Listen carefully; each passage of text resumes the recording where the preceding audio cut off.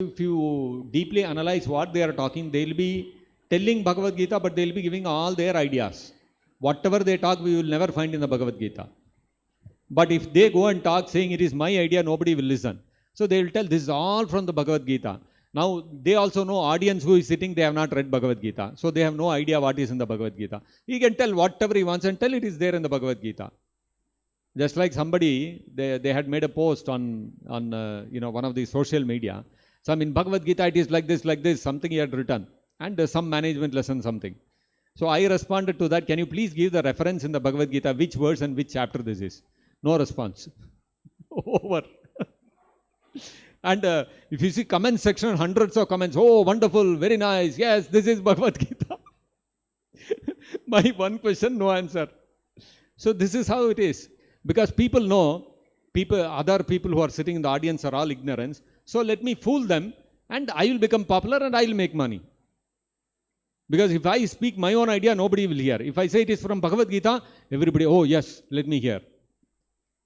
So they make use of the Bhagavad Gita as a vehicle to propagate their own views and philosophy. That's the reality. But if you analyze, not one word of what they speak will be from Bhagavad Gita. Because from Bhagavad Gita, you can never establish how to increase your profits, how to make more money, how to enjoy in this material world.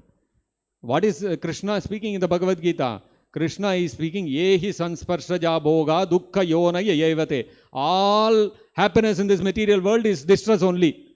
Krishna is saying, dukkhalayam ashashvatam. This world is full of misery. So, if they teach Bhagavad Gita as it is, people will all go into depression. They will not get motivated. They will all get demotivated. So, all your motivational classes, if you take Bhagavad Gita as the basis and talk real Bhagavad Gita, you will only demotivate everyone. Demotivate everyone in material life and motivate everyone in spiritual life. But all these management classes are not meant for that. They want to motivate people in material life and demotivate them in spiritual life. So they will. So if you really speak Bhagavad Gita, it is not possible. You cannot motivate a person in material life by talking about the Bhagavad Gita. It is not possible. So these are all simply methods to cheat people. That's all it is. And the audience also wants to hear those kind of things. Now if you go and speak to them, Bhagavad Gita tells you have to renounce everything. Sarva dharman parityajya mamekam sarana. Give up all your career, all your management, all these things. They're all bogus. They're all garbage. Forget them. Surrender to Krishna. If you go and tell, what will happen? They will throw you out of the office. Hey, from where this madman has come? Throw him out first. So, real Bhagavad Gita, they are also not interested in hearing. Olden days it was different. People in the married life, household life, they knew that somehow I am caught up in this household life. Whenever they see a sannyasi, they'll immediately call him, make him sit inside, give him nice food, prasadam, everything they'll serve him and ask him, please instruct me so that I can come out of this material life, I can come out of this household life, I can become liberated. And that is how in the olden days, the culture of the society was like that. Everybody knew this is all this economic development, management, all these things, these are all really not desirable. A goal of life is something else. Everybody knew.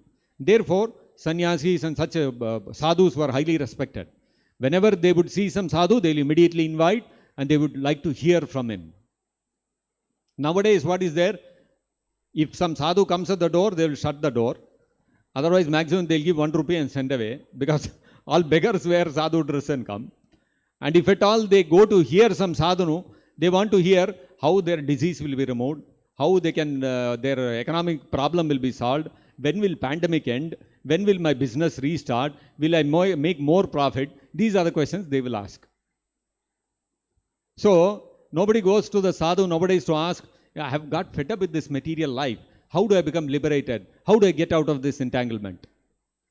They want to remain entangled and they want to increase their entanglement.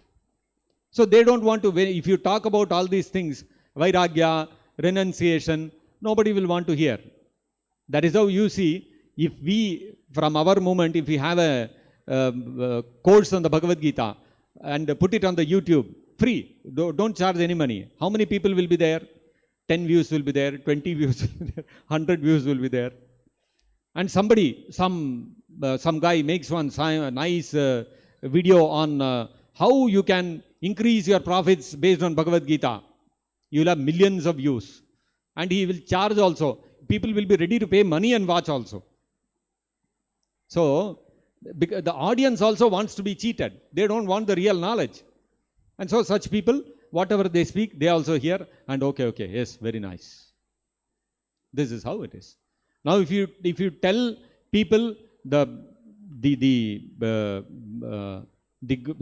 essence of the Bhagavad Gita is you have to give up this material world and you have to dedicate yourself to Krishna, what will people say? Arey, how are you saying this? No, I don't accept this. According to me, Bhagavad Gita is this, Bhagavad Gita is that. On the other hand, you go to them and tell them the essence of Bhagavad Gita is you have to work hard, earn money and keep your family satisfied. Yes. Very nice instruction you are given from the Bhagavad Gita. They will not question. Why? Because this is what they want to hear. You tell them something from the Bhagavad Gita, which is the reality, then they will start questioning, no, how can I accept this? I don't accept this as the Bhagavad Gita. This is not the Bhagavad Gita. Where in the Bhagavad Gita it is said? When we all take up chanting Hare Krishna, and then we inform our parents that we want to give up our material life and we want to join the temple, first question they will tell is, where in the Bhagavad Gita it tells that you have to renounce everything?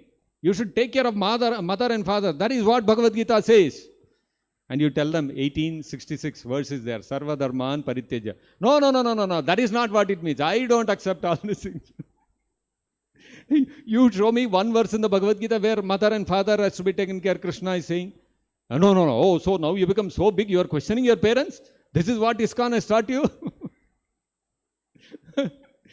That is the reality. They don't want to accept that.